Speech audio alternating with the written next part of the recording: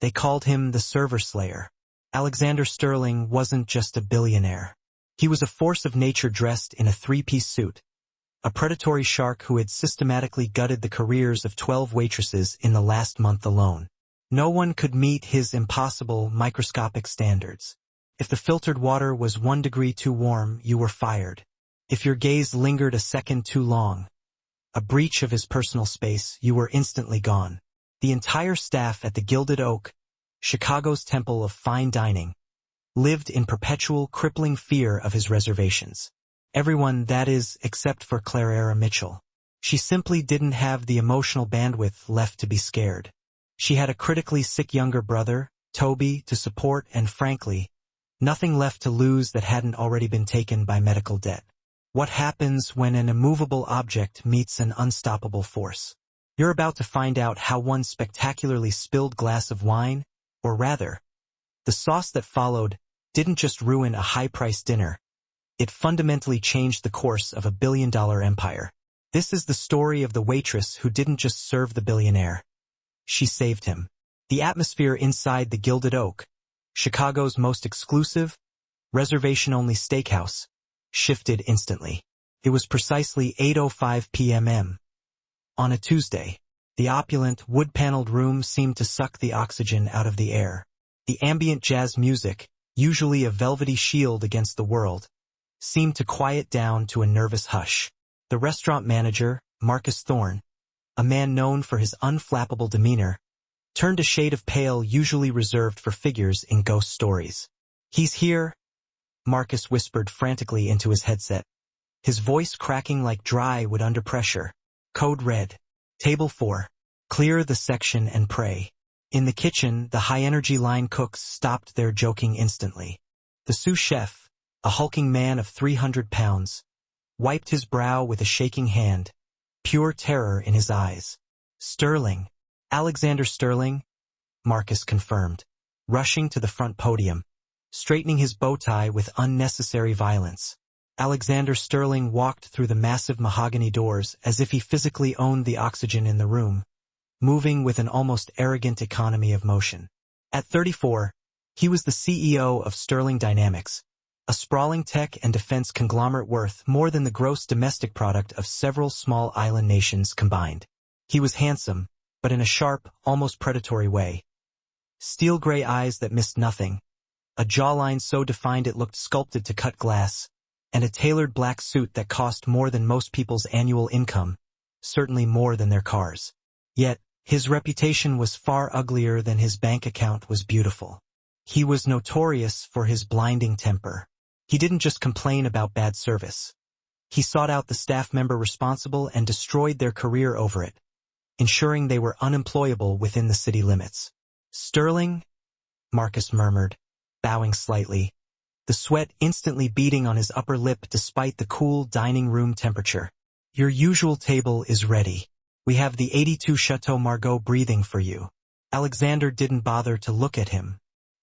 He simply handed his coat to the cloakroom attendant without breaking his stride toward his secluded booth. "If the cork has been out for more than 15 minutes, send it back. I want a fresh bottle uncorked at the table." "Oh, of course, sir, right away." As Alexander sat down at table 4, the most isolated booth offering the best panoramic view of the Chicago skyline, Marcus rushed back to the service station. He looked at the 3 available waiters standing there. 2 of them were visibly shaking. "Who's up?" Marcus hissed, his eyes wide. "Not me," said David, a veteran waiter whose face was etched with fear. "He got me fired from Lunarden 5 years ago because I poured the sparkling water too fast." "I can't do it, Marcus. I have a panic disorder," the second server, Sarah, whispered, looking ready to bolt out the back door. "I can't handle him tonight." Marcus cursed under his breath, rubbing his scalp raw.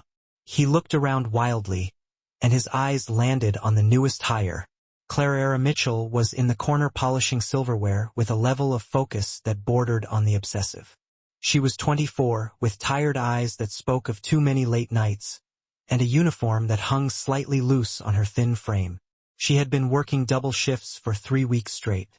She was utterly exhausted, completely broke, and running purely on caffeine and burning desperation.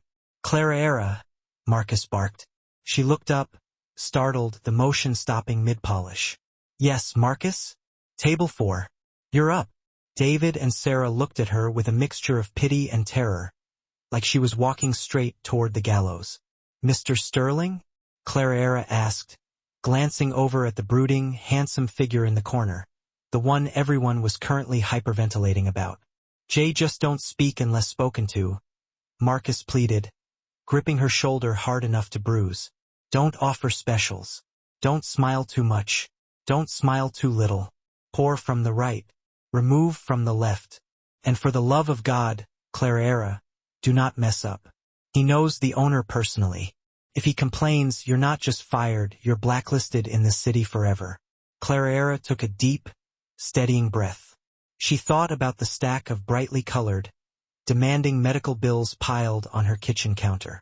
She thought about her younger brother, Toby, sitting in the hospital waiting for a specialist consultation they definitely couldn't afford. Fear was a luxury she couldn't afford to indulge. She desperately needed the tips, and more, she needed to keep this job. I've got this, she said, her voice quiet but firm, grabbing her order pad. She walked across the dining floor, every staff member watching her progress. Her heart hammered against her ribs, a frantic drumbeat, but her face was a smooth mask of stone. She approached table 4. Alexander Sterling was staring intensely at his phone, his brow deeply furrowed in obvious, profound irritation. Clara stood silently by the table, waiting for him to acknowledge her presence. He didn't. 10 seconds crawled by, then 20. Most servers would have coughed politely, shuffled their feet, or desperately launched into the nightly specials. Clara just waited. She stood perfectly still, hands clasped formally behind her back, an island of calm in the turbulence. Finally, Alexander looked up, his expression one of annoyed impatience. Are you a statue or a waitress? That depends on whether you're ready to order or if you're still busy merging companies on your phone, Clara said calmly, without raising her voice, injecting just a thread of dry sarcasm. Alexander froze instantly. The air temperature around the table seemed to drop 10 degrees. Marcus, watching in horror from the shadows near the bar, covered his eyes, convinced his career had just ended. Alexander slowly set his phone down. His steel-gray eyes narrowed, scanning her face. He was accustomed to seeing pure, unadulterated terror. He was used to stuttering obedience. He was decidedly not used to sharp, intelligent sass from a young woman wearing a stained apron. I'll have the ribeye, he said, his voice dropping low, dangerous, and clipped. Rare. Not medium rare. Rare. If it's cold in the center, I send it back. If it's warm, I send it back. It needs to be perfect. And for the side? Clara asked, still not writing anything down. Truffle asparagus. And don't write that down either. You think you can remember my order better than I can? Ribeye rare. Truffle asparagus. It's 2 items, Mr. Sterling. I think my brain can handle the load, Clara said, a faint challenge in her eyes. Would you like still or sparkling water? Alexander stared at her for a long, profoundly uncomfortable moment, trying to find the crack in her composure. Sparkling, no ice. Coming right up, she said, and turned smoothly to walk away, having won the first round on points. Alexander watched her go, a look of utter, bewildered confusion replacing the irritation on his face. The kitchen was a high-pressure war zone, but Clara moved through it with mechanical, focused precision. She secured the specific cut of steak. She personally checked the temperature of the finished plate with a thermometer before letting it leave the pass, bypassing the line chef's inspection. Be careful out there, the head chef warned her, lowering his voice. He just sent back a bottle of wine. Said it tasted like wet cardboard. Clara nodded, gripping the heavy tray. She walked back out onto the floor. As she approached table 4, she saw Alexander was already on the phone again, looking even more agitated than before. I don't care what the board says, Julian. If they back out of the merger, I'll burn their stock to the ground, he shouted, slamming his hand down on the table for emphasis. The heavy cutlery rattled violently. The entire restaurant, which had been attempting to resume its quiet hum, went completely silent again. Clara arrived at the table just as the force of his hand slam hit. The vibration shook the table leg, which was, unbeknownst to anyone, slightly uneven. In a split second of disastrous physics, the empty wine glass near his elbow wobbled violently and tipped over. It began to roll off the edge of the granite tabletop. Clara lunged. It was pure, highly trained reflex. She dropped the heavy tray onto the nearby serving stand with a crash, sacrificing the safety of the food, and caught the crystal glass inches from the floor. But in doing so, the sudden, aggressive momentum threw her off balance. The dropped tray on the stand slid precariously. A small, elegant ramekin of rich, yellow béarnaise sauce flew off the edge and landed squarely. A perfect strike on Alexander Sterling's $3,000 Italian leather shoe. Time stopped. The entire restaurant collectively gasped. A single, drawn-out sound of horror. Marcus, the manager, looked like he was about to have a massive stroke right there on the carpet. Alexander looked slowly down at his shoe. A thick, viscous glob of yellow sauce was slowly sliding down the pristine, hand-stitched leather. He looked up at Clara. His face was utterly unreadable, completely void of emotion, which was terrifying far beyond any shouted rage. "Did you?" Alexander started, his voice barely a dangerous whisper. "Did you just throw sauce on me?" Clara stood up, still clutching the wine glass she had saved. Her face was burning hot, but she refused to cringe or retreat. She grabbed a fresh cloth napkin from the stand. "I saved your $60 glass," Clara said, pointing to the expensive crystal in her hand. The sauce was a casualty of war. A casualty of war? Alexander stood up, towering over her. "Do you have any idea how much these shoes cost?" "They cost more than your rent for a year." "Actually," Clara said, her voice trembling slightly now but holding firm, "based on the brand, they cost about $3,200. My rent is $1,500 a month, so they cost about 2 months of my rent." "You're bad at math for a billionaire." Dead. Profound silence descended. Marcus rushed over, practically sliding on his knees across the floor. "Mr. Sterling, I am so sorry. She's new. She's incompetent. She is fired immediately. Get out, Clara. Get out now." Alexander held up a single, imperious hand to silence Marcus without even looking at him. His laser-like gray eyes were locked on Clara. "You think this is funny?"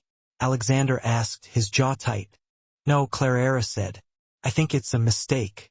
I tripped trying to save your glass because you were throwing a tantrum and shaking the table. If you want to fire me, fine. But don't act like I did this on purpose." Alexander stared at the sauce on his shoe. Then he looked at Marcus. "Get me a wet towel," Alexander ordered Marcus. "Yes, sir. And I'll escort her out." "I didn't say that," Alexander snapped. He turned back to Clara. "Clean it up." Clara blinked slowly. "Excuse me? You made the mess. Clean it up." It was a power play, naked and cruel. He wanted to see her kneel. He wanted to see her publicly humiliated. He expected her to cry, or perhaps run away in shame. Clara looked at him. She thought about Toby in the sterile hospital room. She thought about the empty fridge back home. Pride was a luxury she absolutely could not afford, but her innate dignity was the one thing she wouldn't sell. She took the wet towel Marcus nervously handed her. She knelt down on the thick carpet. Alexander smirked, looking down at the top of her head. He had won. He always won.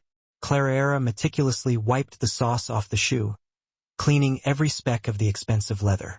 Then she stood up. She looked him dead in the eye, took the dirty, sauce-covered towel, and instead of handing it back to Marcus, she pressed it firmly into Alexander's hand. "There," she said. "Good as new. Now your steak is getting cold. Eat it before you find something else to complain about." She turned to Marcus. "I'll be in the back packing my locker." She walked away, her back ramrod straight. Alexander stood there, utterly motionless, holding the sticky, soiled towel. He was stunned. Nobody had ever spoken to him like that. Nobody had ever flat-out refused to be bullied by his sheer wealth or reputation. He sat back down slowly. He cut into the steak. It was perfect, rare, with a distinct warm center. He took a bite. It was flawless. He watched Clara disappear into the kitchen. "Marcus," Alexander said. "Yes, Mr. Sterling? I am calling security right now." "Don't," Alexander said, chewing slowly. "Don't fire her, sir." "In fact," Alexander said, a strange, calculating glint appearing in his steel-gray eyes, "I want her to serve me every time I come here. And I'm coming back tomorrow night." The next night, Clara didn't want to come in. She assumed it was a trap, a slow, elaborate setup for a horrific firing. But when she swiped her card, the system still worked. Marcus immediately pulled her aside, his hands wringing themselves raw. "I don't know what kind of black magic voodoo you pulled, Mitchell, but he requested you. Specifically, he's at table 4. Go. And for the love of everything holy, do not throw sauce on him this time." Clara walked to the table. Alexander was there, wearing a navy suit this time, equally impeccable. No phone was in sight. He was simply sitting, waiting, his hands resting on the table's edge. "Back for round 2? Clara asked, placing a fresh water glass down. "Sit down," Alexander commanded. "I'm on the clock, sir. I can't sit. I bought out the section for the night. No other customers will be seated here. Sit down." Clara hesitated, a flicker of genuine alarm crossing her face, then slid into the plush booth opposite him. "Is this where you sue me for the shoes?" "I don't care about the shoes," Alexander said, waving his hand dismissively. "I care about honesty. I'm surrounded by people who lie to me, Clara. My board members, my employees, my family. They only tell me what they think I want to hear because they are terrified of me." "I'm not afraid of you," Clara lied smoothly. She was terrified, but she hid it flawlessly. "I know," Alexander leaned in slightly. "That's why I have a proposition for you." Clara crossed her arms over her chest defensively. "I'm not that kind of girl, Mr. Sterling." Alexander actually laughed. It was a dry, rusty sound, like a mechanism that hadn't been oiled or used in years. "Not like that. I need an assistant. Personal assistant. My current one is terrified of her own shadow and spent the last month filing my papers by color, not subject. I need someone who can look me in the eye and tell me when I am being an insufferable idiot. You want to hire me because I insulted you? I want to hire you because you have a spine. I'll triple your current salary. Full benefits. Health insurance. Comprehensive coverage." Clara's breath hitched painfully in her throat. Health insurance. That meant Toby could finally see the top specialist. That meant the crucial, expensive medication wouldn't cost half her paycheck anymore. It was an immediate lifeline. "What's the catch?" she asked, her voice tight. "The catch is that my life is hell," Alexander said, suddenly brutally serious. "I work 20 hours a day. I have enemies everywhere. The media watches my every single move. And right now, someone inside my company is leaking highly sensitive information to my competitors. I need someone I can absolutely trust. Someone who isn't part of that toxic corporate world." Clara looked at his hands. They were clenched tightly into fists on the table, barely contained energy. He looked powerful, yes, but also intensely, devastatingly lonely. "I have a brother," Clara said quietly. "He's sick. I need flexible hours sometimes for his appointments and care." "Done," Alexander instantly agreed. "I'll have the best pediatric specialists in the city look at him by tomorrow morning." Clara felt tears prick at her eyes, a dangerous sign of weakness. She blinked them away furiously. "If you yell at me, I will yell back. I expect nothing less." Alexander extended his hand across the table. "Do we have a deal, Miss Mitchell?" Clara looked at his hand. This was the precise moment, the point of no return. She reached out and shook it. "Deal." But as their hands touched, a harsh, invasive camera flash went off outside the window, momentarily blinding them. "Paparazzi," Alexander muttered, pulling his hand back instantly, his face darkening with intense displeasure.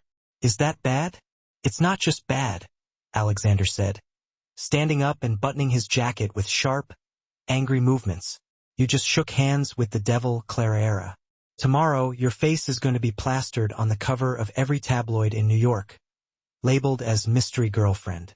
You better be ready for war. The next morning, Clara didn't wake up to an alarm clock. She woke up to the frantic sound of her cheap flip phone vibrating itself right off the nightstand. She had 42 missed calls and over 100 text messages, most from numbers she didn't recognize. She nervously turned on the TV in her small, cramped, single-bedroom apartment. The morning news anchor was smiling maniacally in front of a green screen showing a grainy, brightly filtered photo. It was the photo from the restaurant window. Alexander Sterling, the stoic CEO, leaning across the table, his hand clasped around Clara's. "Who is the mystery brunette melting the Ice King's heart?" the anchor chirped. Sources say Alexander Sterling, the ruthlessly single CEO of Sterling Dynamics, spent 3 hours at the Gilded Oak last night with this unidentified woman. Is this wedding bells in the future, or just another flavor of the week conquest? Clara turned off the TV, her hands shaking from the sudden, jarring invasion of privacy. She looked at Toby, who was sleeping restlessly on the couch because their apartment didn't have enough space for 2 beds. He looked pale, his breathing shallow and quick. "It doesn't matter," she whispered to herself, focusing on Toby's pale face. "Let them talk. I have a job to do and Toby has an appointment." She put on her single best outfit, a simple gray skirt and a crisp white blouse she usually saved only for job interviews, and took the subway toward the Sterling Tower. The building was a monolith of glass and steel, a silver spear piercing the Chicago sky, a terrifying monument to absolute wealth. When Clara walked into the marble lobby, the security guards stopped her immediately, stepping into her path with intimidating bulk. "Deliveries are in the back," one bored-looking guard grunted. "I'm not a delivery," Clara said, standing tall despite the guard's bulk. "I'm Clara Mitchell. I'm here to see Mr. Sterling." The guard laughed, a loud, scoffing sound. "Yeah, and I'm the Queen of England. Listen, lady. We've already had 5 girls try to get in here this morning claiming to be the girl from the photo. Beat it. Call him," Clara challenged, meeting his eyes. "Call his office. Tell him the statue is here." The guard hesitated, momentarily confused by the specific, strange code word. He picked up the heavy receiver. 3 seconds later, his face went completely white. He hung up the phone abruptly and instantly gestured toward the private, gleaming elevator bank reserved for executives. "Top floor. Apologies, Ms. Mitchell. Right this way." The elevator ride was smooth and silent, a high-speed ascent to power. When the doors opened on the 50th floor, Clara stepped out into a world of quiet, austere luxury. The carpeting was thick, almost muffling sound. The art on the walls was clearly original masterworks, and the view, dominating the cityscape, was breathtaking. Standing in the middle of the reception area was a woman who looked as though she had been carved directly out of expensive marble. She was tall, impeccably blonde, and dressed in a tailored red power suit that screamed thousands of dollars. This was Elena Vance, the chief operating officer of Sterling Dynamics, the woman who ran the company's day-to-day operations with ruthless efficiency. "So," Elena said, her voice dripping with artificial, saccharine sweetness and thinly veiled contempt. "You're the waitress." "I'm the new executive assistant," Clara corrected immediately, stepping forward, refusing to be reduced. Elena looked her up and down, her lip curling slightly in blatant distaste. "Alexander has gone through 10 executive assistants in 2 years. They all had MBAs from Harvard or Yale. You have what? Experience balancing 5 plates?" "I have experience dealing with highly difficult people," Clara said, meeting Elena's gaze without flinching. "I think I'll fit right in." The double doors to the CEO's sprawling office suddenly burst open, and Alexander stormed out, looking even more intense and formidable in the harsh daylight. "Elena, stop hazing the staff," Alexander barked, his voice carrying unmistakable authority. "Clara, get in here. Now." Clara followed him inside.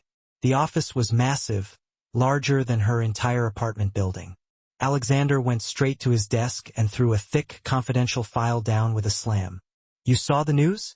he asked, not waiting for her to settle. Hard to miss, Clara said, maintaining her composure. They think we're dating. Good, Alexander said. Clara blinked, surprised. Good? I thought you hated the press. I do, but I hate the spy in my company more, Alexander said, beginning to pace the expensive rug restlessly.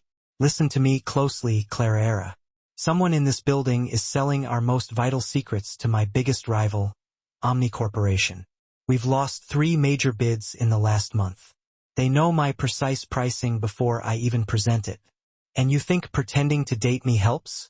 The spy thinks I'm distracted, Alexander explained, stopping abruptly. They think I've gone soft over a woman. They think I'm losing focus, becoming reckless. When my guard is down, they'll get sloppy. They'll try to make a big, career-ending move. And when they do, you'll be watching. Me? Clara asked, genuinely confused. I don't know anything about corporate espionage or defense contracts. No. But you noticed things. You noticed my shoe brand. You noticed the uneven table leg and the precise angle required to knock over a glass. You noticed the deep tension in a room. People ignore the help, Clara. They'll talk around you because they think you're just a waitress or now just a vapid girlfriend. You are my invisible weapon. He handed her a sleek corporate credit card. Buy clothes that fit the part, expensive ones. If you are going to be the girlfriend of a billionaire, you need to look like you spend my money lavishly. This feels deeply dishonest, Clara admitted. It's war, Alexander replied, his eyes cold and hard. And speaking of war, we have the Meridian Gala on Friday night. It's the biggest networking event of the year. I'm announcing the new Project Aegis prototype there. It's a drone defense system worth $4 billion. If the spy is going to strike, it will be before that gala. I need you by my side, every single second. Clara nodded slowly. She thought of Toby, who had an appointment with a highly sought-after specialist that very afternoon, already paid for by Sterling Dynamics. The stakes were too high to refuse. I'm in, she said. The rest of the week flew by in a blur of high-stakes meetings, chaotic schedules, and late nights. Clara was a frighteningly quick learner. She organized Alexander's previously chaotic schedule with ruthless efficiency. She screened his calls with professional impunity, and true to her word, she wasn't afraid to tell him when he was being blatantly unreasonable, a trait his previous assistants would never have dared to demonstrate. Strangely, the rest of the staff started to respect her. Unlike the past assistants who were terrified of Alexander, Clara simply managed him. When he shouted, she calmly handed him a freshly brewed coffee and told him to stop and breathe. The toxic, fear-based atmosphere in the office gradually shifted from paralyzing anxiety to focused productivity. Alexander felt it too. For the first time in years, he didn't actively dread coming into the office. He found himself subtly watching Clara when she wasn't looking. The way she chewed thoughtfully on the end of her pen when she was analyzing data. The way her eyes genuinely lit up when she talked about Toby's progress and recovery. But Elena Vance was watching, too. Her jealousy and suspicion simmering just beneath the surface. 2 days before the Meridian Gala, Elena walked by Clara's desk with a faint, condescending smile. You're doing a surprisingly adequate job, Elena said, placing a precarious stack of files on Clara's desk. Alexander needs these authorized for the Project Aegis presentation. Just digital signatures. Can you handle that? Or should I get a crayon? I can handle it, Elena, Clara said, ignoring the sharp jab. Good. Oh, and Clara, don't get too comfortable. Alexander gets bored easily. Easily. You're a novelty.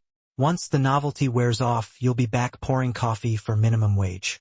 Elenina walked away with a patronizing smirk, leaving Clara to process the humiliation. Clara shook it off, forcing herself to focus on the immediate task. She opened the files, highly technical data detailing the architecture of the new drone system. She logged into Alexander's secure terminal, using the password he had given her the previous day in an unusual, sudden gesture of trust, and carefully uploaded the files to the secure server destined for the presentation. She had no way of knowing that one of the files Elenina had provided her contained a hidden, parasitic executable script designed to activate only upon successful upload from that specific terminal. Friday night arrived, a suffocating, star-studded affair. The Meridian Gala was a spectacle of wealth, a glittering stage set within a vast ballroom where gold and crystal competed for dominance. Chicago's true elite were present, predatory, and observant. Alexander was sculpted perfection in his custom tuxedo, yet his tension was palpable beneath the veneer of confidence. Clara, draped in an emerald green silk gown Alexander had chosen, an ensemble that cost more than her annual salary, felt acutely out of place, a poorly fitted piece in a million-dollar puzzle. When Alexander offered her his arm, she took it, gripping him tightly. "You look beautiful," he said quietly, his voice a low rumble just for her, creating a rare moment of genuine connection between them. She desperately needed that anchor. "You don't look so bad yourself for a tyrant," she countered, the rare, rough sound of his genuine chuckle surprising them both. "Stay close. The Omnicorp CEO, Julian Thorne, is here tonight. If anyone is buying the stolen information, it's him." The night seemed to glide along perfectly until the climax. Alexander went up to the stage to present Project Aegis, the future of Sterling Dynamics. The lights dimmed dramatically, the giant screen behind him illuminated, waiting for the blueprints. "Ladies and gentlemen," Alexander began, his voice commanding the silence in the room. "Tonight, I present the future of security." He clicked the remote, but instead of the sleek, blue holographic schematics for the drone system, the screen sputtered violently. The Sterling Dynamics logo was replaced by the aggressive, unmistakable crimson and black crest of Omni Corporation. A collective, horrified gasp swept the room. Then came the data dump. Scrolling lines of classified Sterling Dynamics emails, board meeting summaries, critical financial weak points, and Alexander's private, scathing notes about specific board members slated for termination. It was a complete, agonizing public execution. Alexander froze instantly on stage, his face betraying nothing but shock. His eyes locked onto the front row, where Julian Thorne, the Omnicorp CEO, was raising a crystal flute of champagne in a mocking, silent toast. Alexander turned stark pale. He slammed the remote down, cutting the horrifying feed, and stormed off the stage, leaving the room to erupt into a firestorm of whispers and speculation. Back in the secure green room, Alexander was a storm contained, his fury scorching the air. He tore his silk tie off and hurled it against the wall, following it with a ceramic vase that shattered with a violent crack. "How did this happen?" Alexander roared, his face red with contained violence. "Who leaked the presentation?" Elenina Vance, already present, maintained a facade of pure, terrified professionalism. I don't know, Alexander," she stammered, acting shaken. "We checked the logs. The upload came from your personal terminal at 4 p.m. on Wednesday." Alexander stopped moving. He stared at the broken vase. "I was in a board meeting at 4 p.m. on Wednesday. I wasn't at my computer."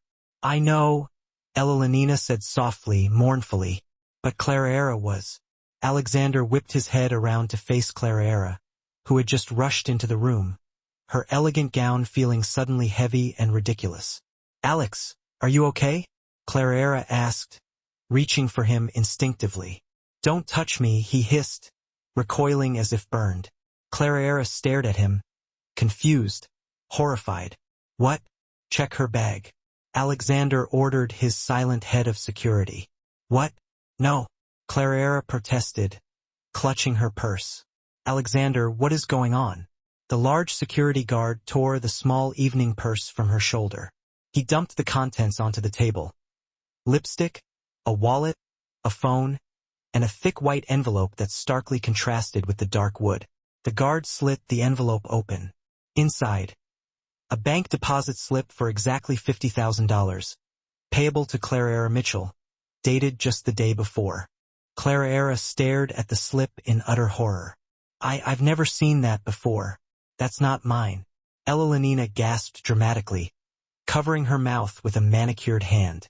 "Oh, Clara, how could you? After everything he did for you?" Alexander picked up the deposit slip. His hands were shaking violently. That slip shattered the fragile trust he had extended. The betrayal in his eyes was absolute and devastating. He had finally lowered his guard, finally trusted someone after years of isolation. And she had sold him out. It's not real, Clara pleaded, hot tears streaming down her face and ruining the perfect makeup. Alexander, look at me. I didn't do this. I would never do this. Elenina gave me the files. She set me up. Elenina has been with me for 10 years, Alexander said. His voice cold and dead, hollowed out by pain. You have been here for 2 weeks. Because she wants your company. She's the spy, Clara shouted, desperate now. Enough, Alexander yelled, silencing the entire room. He walked slowly toward Clara, stopping inches from her face. The brief glimpse of kindness from the gala stage was completely gone. The server slayer was back, stripped bare of all humanity. I pulled you out of poverty, Alexander said, his voice trembling with suppressed, poisonous rage. I paid for your brother's medical bills. I gave you a life, and you sold me to Julian Thorne for 50 grand. I didn't, Clara sobbed. Get out, Alexander whispered, the word sharp as glass. Alexander, please, get out, he screamed, the full force of his shattered trust vibrating in the room. Before I have you arrested for corporate espionage. Go back to the gutter where I found you. Clara looked at him, her heart shattering into a million sharp pieces. She glanced past him at Elenina, who offered a tiny, triumphant smirk, a flash of pure victory visible only to Clara. In that instant, Clara realized that words were useless. She had been perfectly, meticulously outplayed. She wiped the tears from her cheeks, straightened her spine, and looked Alexander Sterling directly in the eye one last time. Her voice steady despite the seismic wreckage of her life. You're the smartest man in the world, Alexander, but you're also the blindest. She turned and ran out of the room, leaving the glittering gala, the high-flying job, and the man she had allowed herself to start falling in love with behind her. The fall from the penthouse to the pavement is a long, cruel drop. But Clara hit the bottom hard. 48 hours after the gala, Clara was sitting on the threadbare carpet of her old apartment, counting sticky quarters on the worn coffee table. The dismissal from Sterling Dynamics had been swift and brutal. Not only had Alexander fired her immediately, but his legal team had aggressively frozen the promised severance package. Worst of all, the private medical funding for Toby, her primary reason for working for the devil, had been instantly and irrevocably revoked. Clara. Toby's voice was weak, shallow, strained by the effort of speaking from the next room. My chest hurts. Clara squeezed her eyes shut, fighting back the rising hysteria and panic. She walked into the bedroom with a glass of water.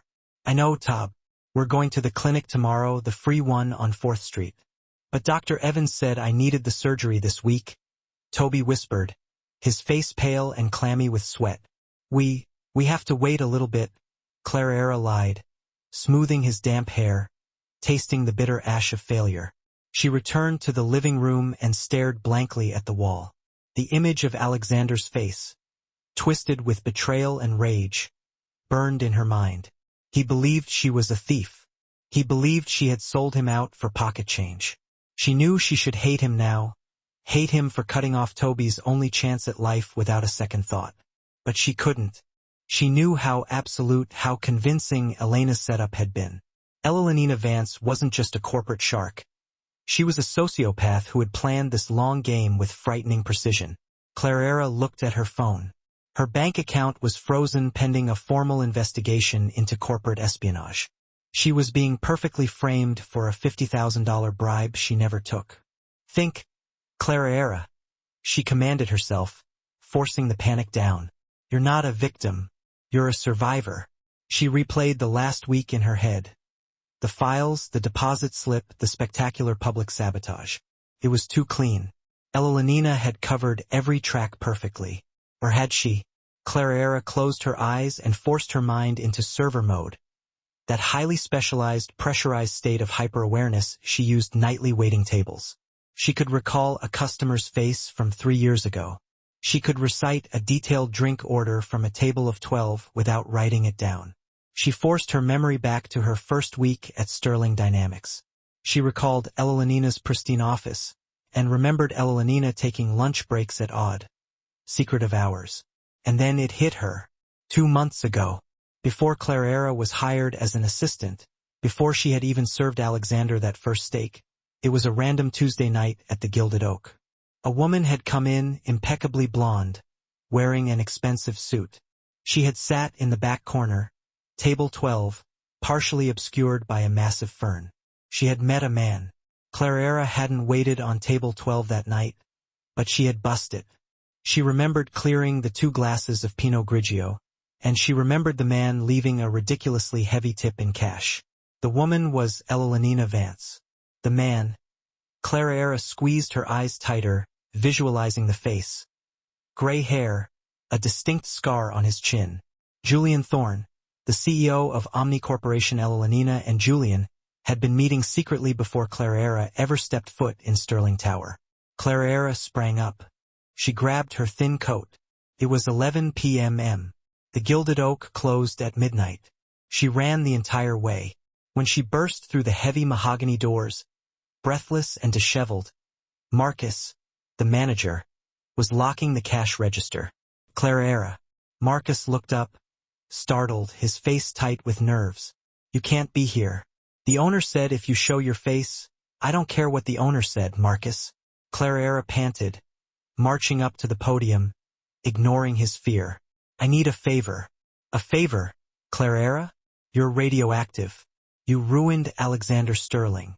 Everyone says you're a corporate spy. I didn't do it, Marcus. I was framed.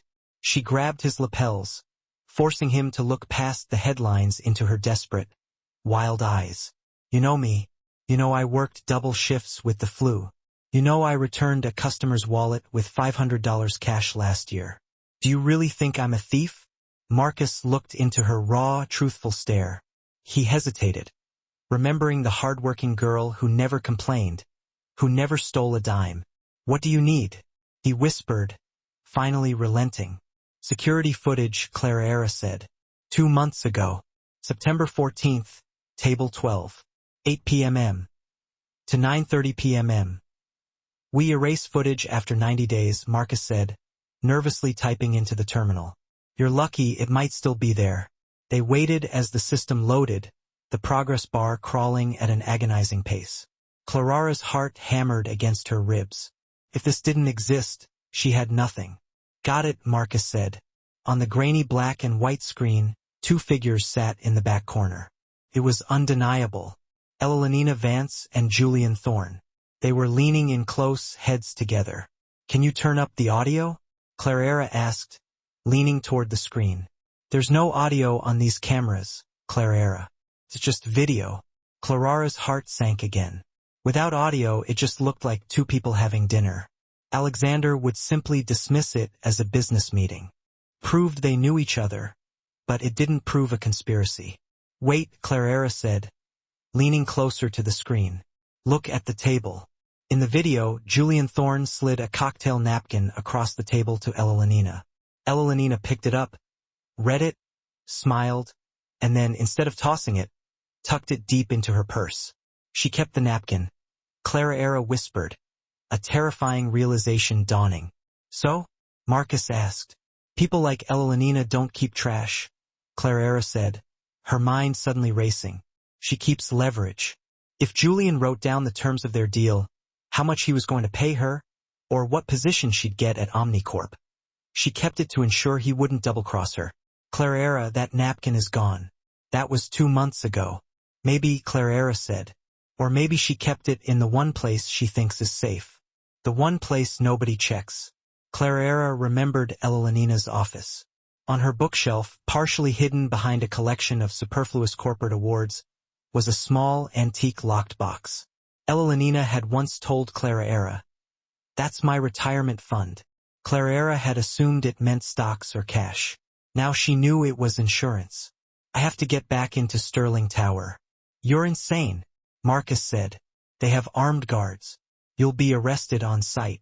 Tomorrow is the emergency board meeting, Clara said, looking at the date on the screen. The board is voting to remove Alexander as CEO because of the leak. Elenina will be there. Julian Thorne will probably be there to make a buyout offer. So the office will be empty, Clara said, a dangerous determination filling her eyes. I still have my access badge. They deactivated it, but they didn't take it from me. It won't work on the scanners. I know, Clara said, but I know the delivery code for the catering service. I used to order lunch for Alexander every day. The service elevator uses a keypad, not a badge scanner. Clara, Marcus warned, his voice low with dread. This is a felony. They're killing my brother, Clara said, her voice finally breaking. And they destroyed the only man who ever treated me like a human being. I'm not serving steak tonight, Marcus. I'm serving justice. She turned to leave the restaurant. Clara, Marcus called out. She stopped. Kick their ass, he said.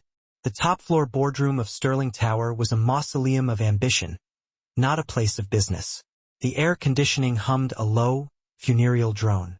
Outside the full-height obsidian windows, rain lashed against the glass, blurring the Chicago skyline into a miserable, watery gray.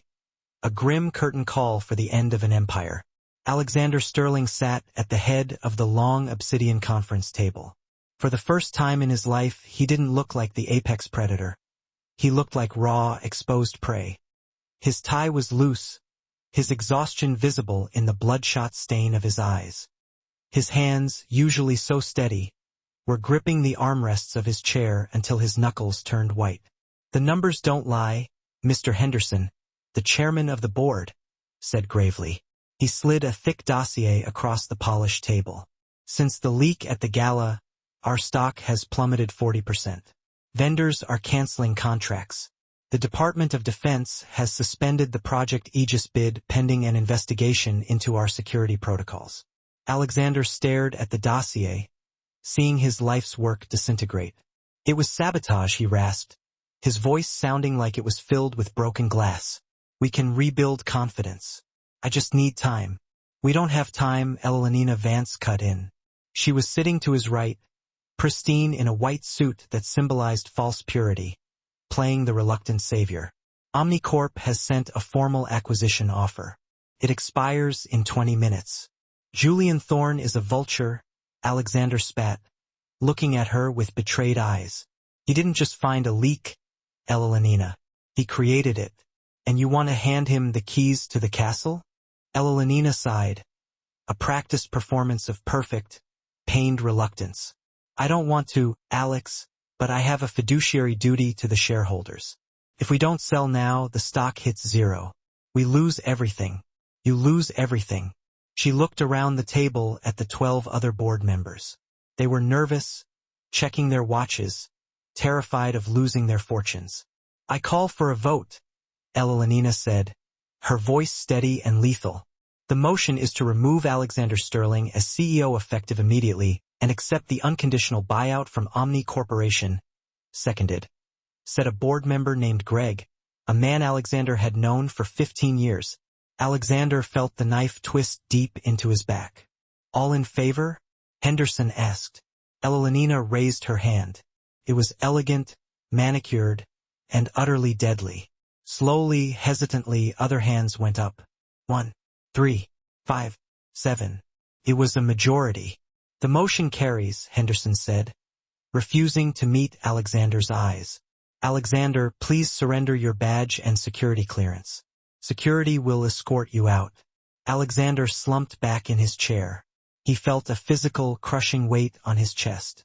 It wasn't just the company. It was the sickening realization that he was utterly, deservedly alone.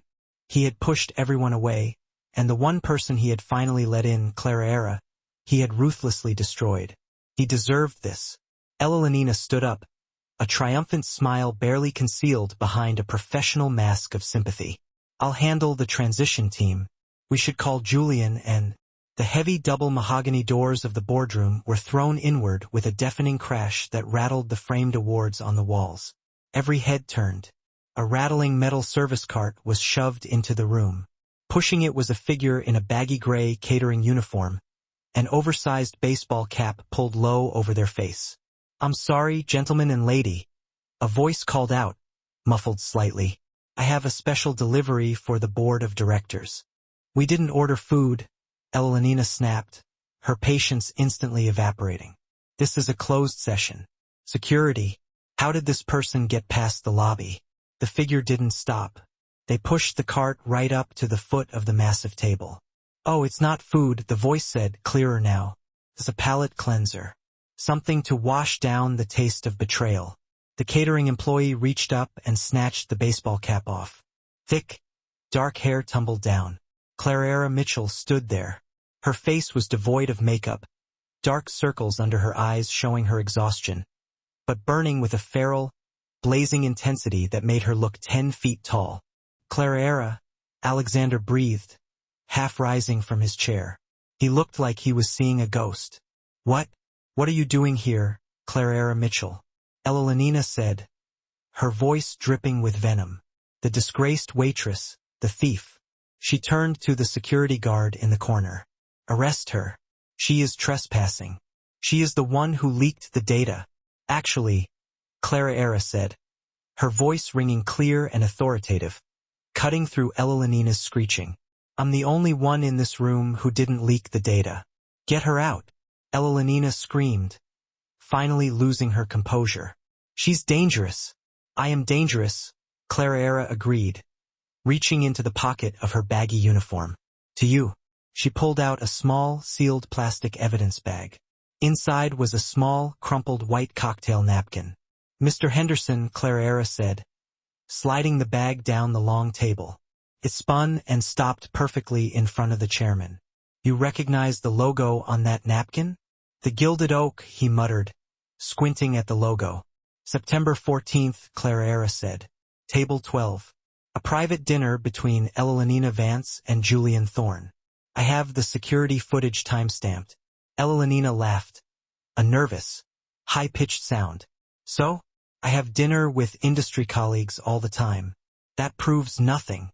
"Read the napkin, Mr. Henderson," Clara commanded. Henderson squinted at the hastily scribbled ink on the napkin. "It says, structure 10M buyout plus CEO position. Timeline gala sabotage. Target as." The room went dead silent. S clearly stood for Alexander Sterling. "That's not my handwriting," Elenina shouted, her face going stark pale. "She forged it. She's a desperate, poverty-stricken liar who is trying to shake us down." "I figured you'd say that," Clara said calmly. She walked over to the audiovisual console on the wall. "Which is why I brought dessert." She held up a small silver USB drive. "Where did you get that?" Elenina whispered, her eyes widening in genuine terror. She recognized the drive. It was from her private safe. "Your birthday is July 12, 1988, Clara said coldly. "You really should use a more secure code for your wall safe, Elenina, especially when you keep a retirement box full of blackmail material." Clara plugged the drive in. "Don't." Elenina lunged across the room, her high heels slipping on the carpet. "Don't you dare." Alexander stood up and blocked her path. He didn't touch her. He just stood there, a wall of pure, dark rage. Elenina froze instantly in his shadow.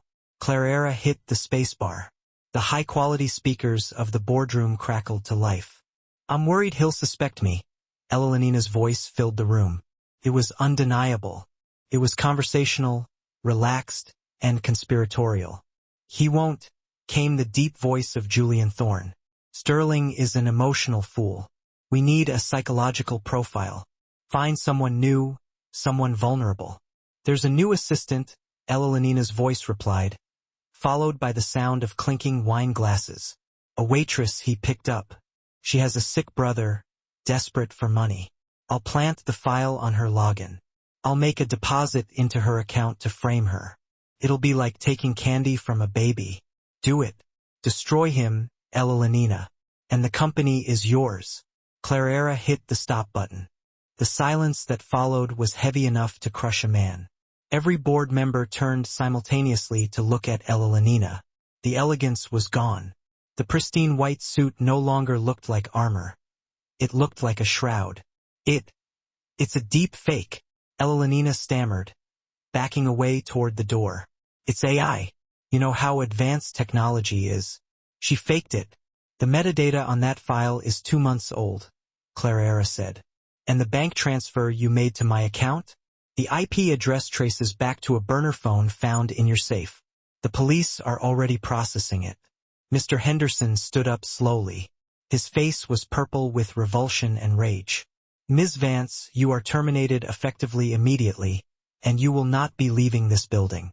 You can't do this to me. Elenina shrieked as 2 security guards grabbed her arms. I built this company. I did the work. While Alexander played king, I deserve this. She kicked and screamed, a rabid animal trapped in a corner, as they dragged her out of the room. Her hysterical screams echoed down the hallway until the heavy doors slammed shut, sealing the silence. Alexander didn't look at the door. He was looking only at Clara. He walked slowly around the table. The board members watched breathless, silent witnesses. Clara stood by the catering cart, her chest heaving. The adrenaline was starting to fade, replaced by sheer, painful exhaustion. She looked small in the ill-fitting uniform, but to Alexander, she was the most powerful force in the world. He stopped 2 feet away from her.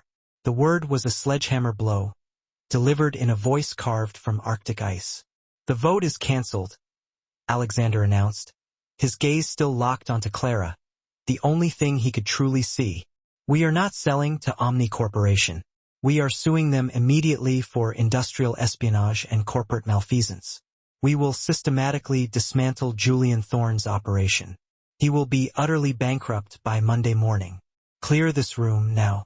Henderson, the nervous CFO, stammered. But Mr. Sterling, we have documentation. Alexander didn't just speak. He unleashed a primal roar that rattled the windows. I said, clear the room. The effect was immediate. These titans of industry, minutes ago plotting their exit strategy, transformed into frightened children. They clawed at their briefcases and spilled papers, scrambling toward the mahogany doors. A panic-stricken stampede of well-dressed men abandoning a vessel already taking on water. Silence descended, thick and absolute, broken only by the distant slam of the outer doors. Alexander turned fully to Clara. He saw her, truly saw her, past the uniform and the recent adrenaline. He noticed the worn soles of her cheap service shoes, the dark, exhausted smudges etched beneath her eyes, testaments to endless nights and worry over Toby. The memory of his venomous words at the gala, "Go back to the gutter," slammed into him. The sheer, repulsive arrogance of his past self made bile rise in his throat. This powerful CEO, master of his universe, felt a seismic shift in his core.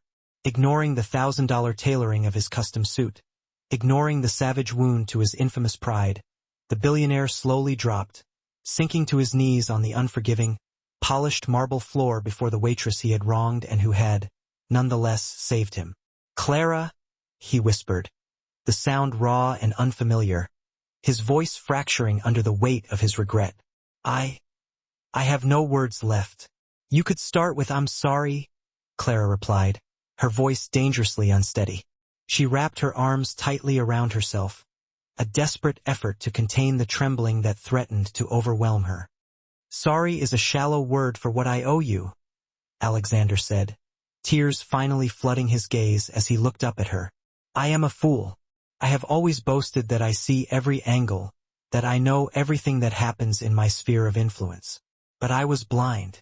I didn't see you. I didn't see your fidelity, your incredible strength."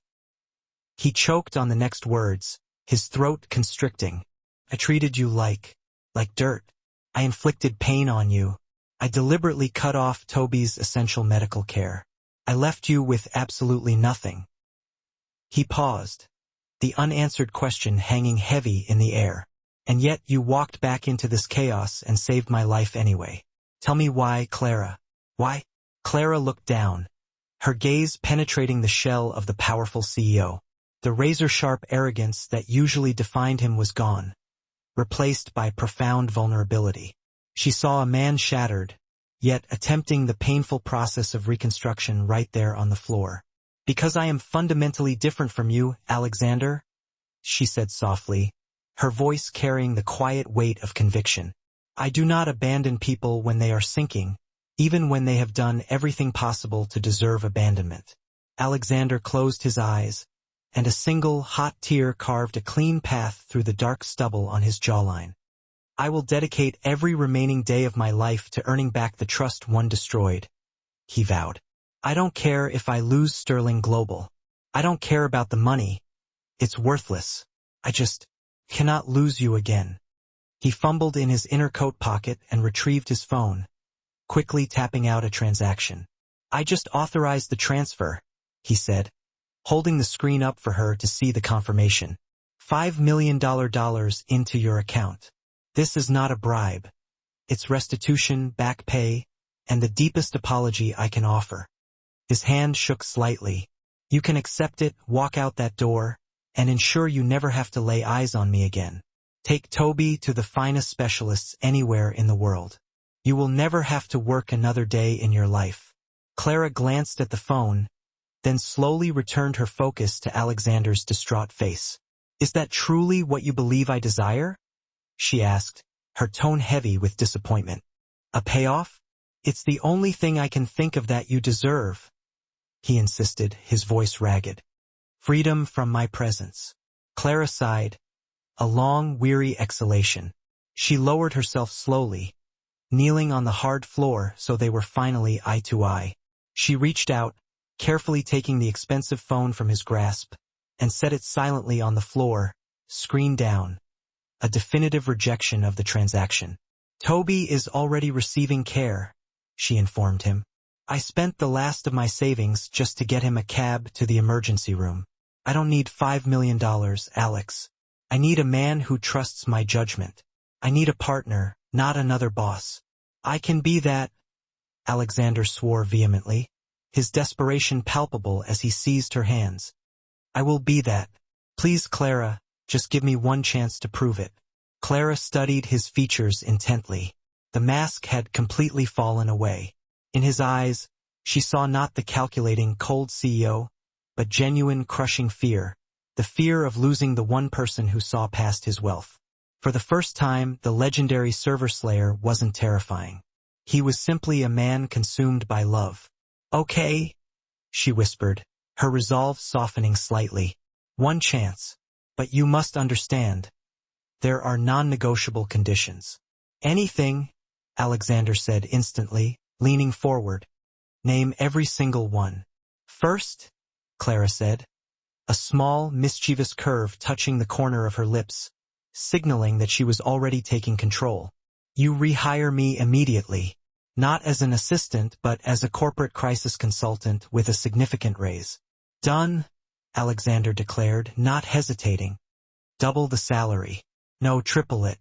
"Second," she continued, "you will personally go to the Gilded Oak and issue a genuine, heartfelt apology to Marcus and every single member of the staff you humiliated." "I will go tonight," Alexander promised instantly, recognizing the necessary act of public humility. "And third," Clara said, leaning forward until her forehead gently rested against his, a gesture of unexpected intimacy that stole his breath, "you are buying me the single biggest, juiciest ribeye steak in all of Chicago, cooked medium rare, because I am absolutely starving." Alexander's tension snapped. He let out a loud, unadulterated burst of laughter, a deep sound of pure, cathartic relief he hadn't realized he was holding in. He pulled her tight into his embrace, burying his face in the silkiness of her hair and the warmth of her neck, holding her as if she were the only fixed point in his violently spinning universe. "Clara Mitchell," he murmured against her skin, his voice thick with emotion, "I will buy you the whole damn restaurant. And that, ladies and gentlemen, is the definitive manual on how to serve justice corporate style." Clara Mitchell didn't just clear her name. She executed a flawless boardroom coup, dismantling the conspiracy against Sterling Global and, in the process, irrevocably taming the wildest, most notorious bachelor billionaire in the city. Less than a year later, Clara and Alexander were married in a lavish, yet private ceremony. And the man who proudly escorted her down the aisle? Her brother, Toby, fully recovered, strong, and grinning ear to ear. They always say money cannot buy happiness, but in this singular, dramatic case, a simple, spilled glass of cheap red wine resulted in a lifetime of complicated, fiercely loyal love. If you felt the utter satisfaction of watching that corporate tyrant brought to his knees and that boardroom cleaned out, please smash that like button right now. It supports the channel immensely. And tell me in the comments below. If you were Clara Mitchell, would you have secured the $5 million and walked away to freedom? Or would you have stayed and dedicated yourself to reforming the complicated man who needed you? I absolutely want to know your thoughts. Don't forget to subscribe and turn on those notifications. Next week, we have a riveting story about a bride who makes the shocking discovery that her seemingly average fiancé is actually her long-lost, secretive boss in disguise. You won't want to miss that reveal. Thank you all for watching.